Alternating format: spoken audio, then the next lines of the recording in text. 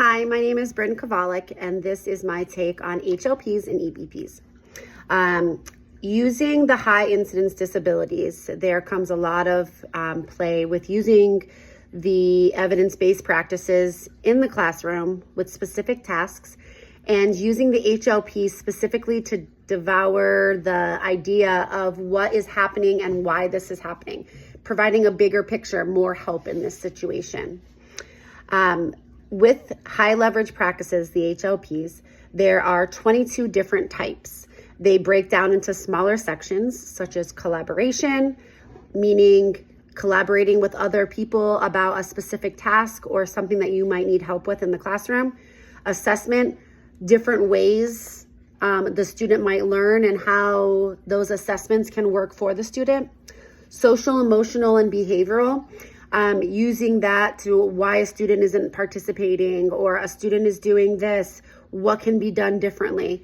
And also instruction is how a student learns, what works best for that student to obtain the information and participate in class just like the other peers in the classroom. The positives for the HLPs are that they allow for teachers to educate and master the skills of the 22 items. It takes those items that are broken down and it helps the teachers master that so they can be successful in their classroom and helping all different types of students. There are things that we should be doing to help make our students more aware and get the most out of the education. So those 22 HLPs are broken down so each student gets the most out of what you are trying to achieve in the classroom. The negative side of the HLPs is that they were chosen by scholars and may not have the best techniques or strategies to use.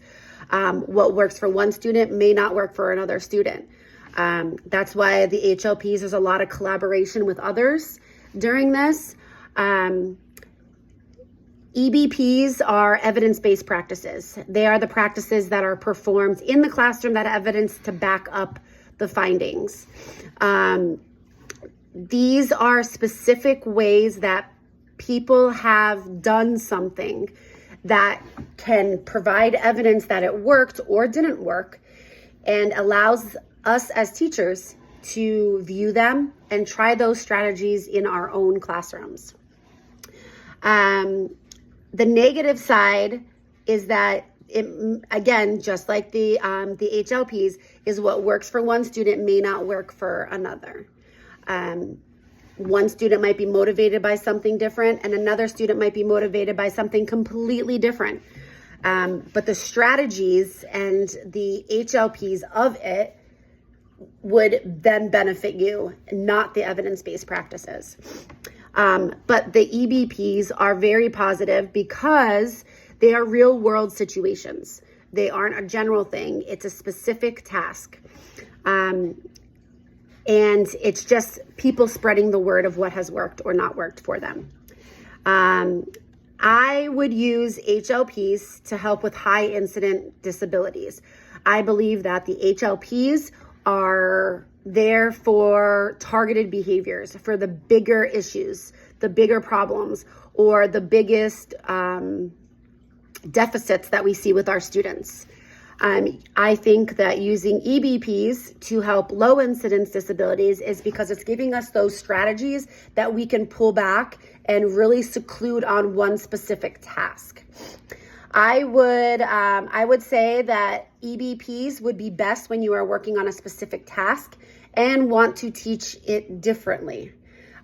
Getting different ways, if one idea you had may not have worked for that student, using the evidence-based practices will then give you a kind of an array of things that might work differently for that specific task.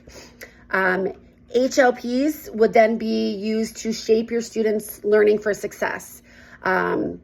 It's different strategies us as teachers can use in those four categories to shape what we want to see in our students. Also, the HLPs would be when you need a bigger plan involving it. If there's a bigger behavior, if there's a deeper cause to something, you have a team that you can collaborate with, you can have more resources. It's just a very good way the HLPs are designed to help teachers be more mindful and more knowledgeable of their everyday activities.